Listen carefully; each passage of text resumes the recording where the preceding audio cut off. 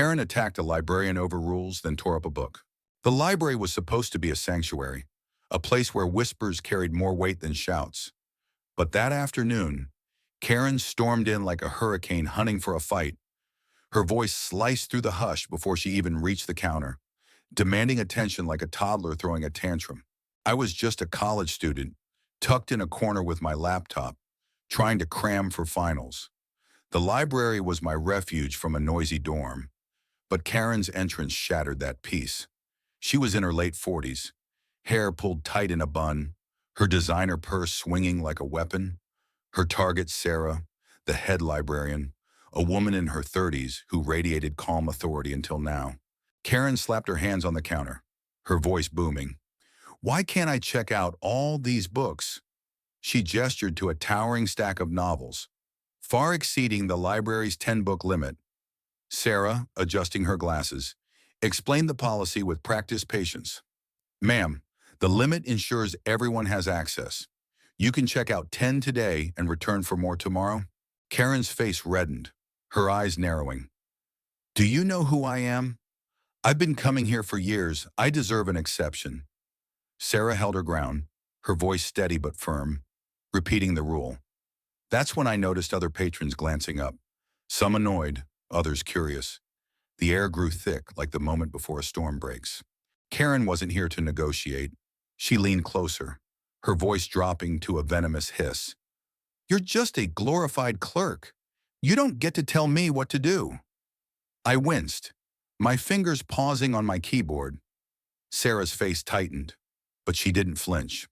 She calmly reiterated the policy, offering to hold the extra books for Karen's next visit. It was a reasonable compromise, but Karen didn't want reasons, she wanted dominance. The argument escalated as Karen's demands grew absurd. She insisted the library was discriminating against her, claiming the rules were unfair because she was a busy professional. Sarah, still composed, explained that the rules applied to everyone, no exceptions. Karen scoffed, grabbing a book from her stack, a pristine copy of To Kill a Mockingbird, and waved it in Sarah's face. "This is my book now. You can't stop me." I exchanged a glance with an older man nearby, his eyebrows raised in disbelief. This wasn't just a tantrum anymore. It was a power trip. Then, a twisted teenage volunteer, Mia, barely 16, stepped out from behind a shelf. She'd been shelving books, unnoticed until now. Her voice trembled but carried conviction. "Ma'am, please don't yell at Ms. Sarah. She's just doing her job." The room froze. Mia's courage was unexpected, a spark in the mounting tension. Karen spun toward her, eyes blazing. "Stay out of this. Kid!" Adults are talking. Mia's interruption shifted the dynamic.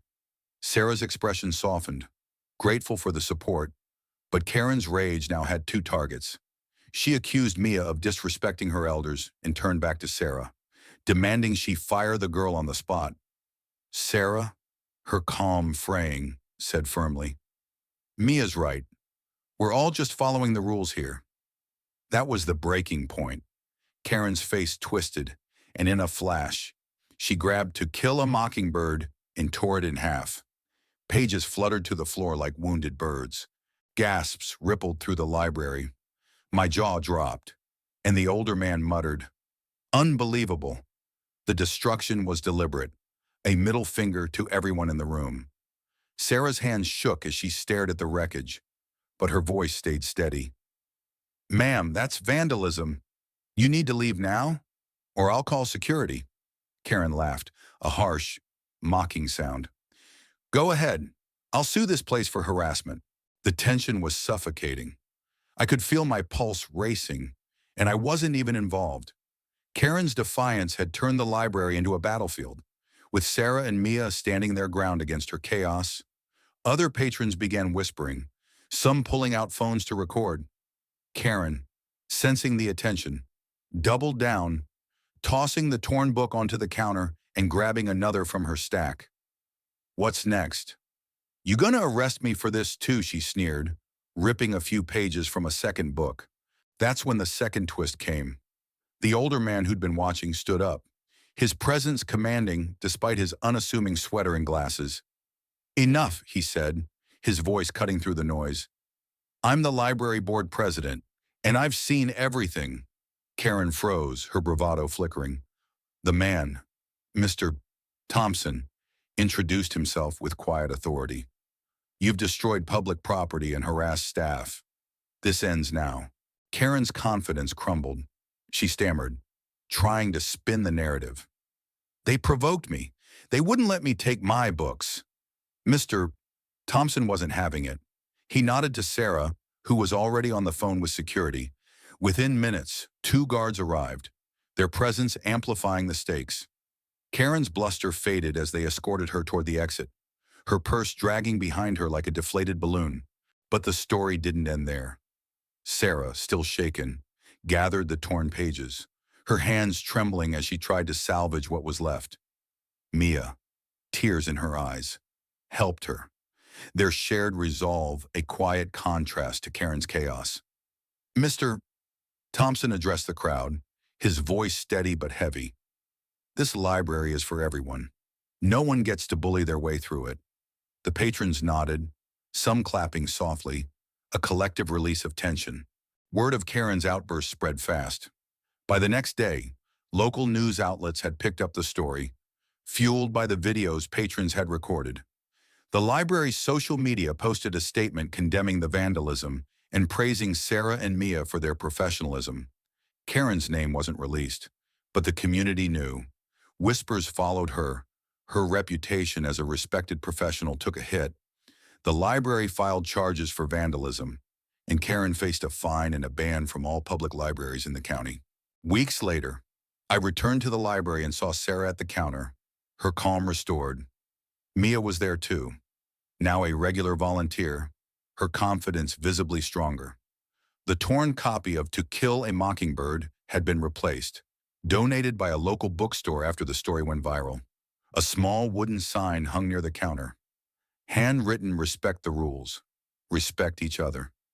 It was a quiet reminder of the day Karen's rage backfired. The fallout didn't end with the library ban. Karen's employer, a law firm, caught wind of the incident. Her public tantrum didn't align with their professional standards, and she was quietly let go. Social media was less forgiving. Memes of Library Karen circulated, her outburst a cautionary tale.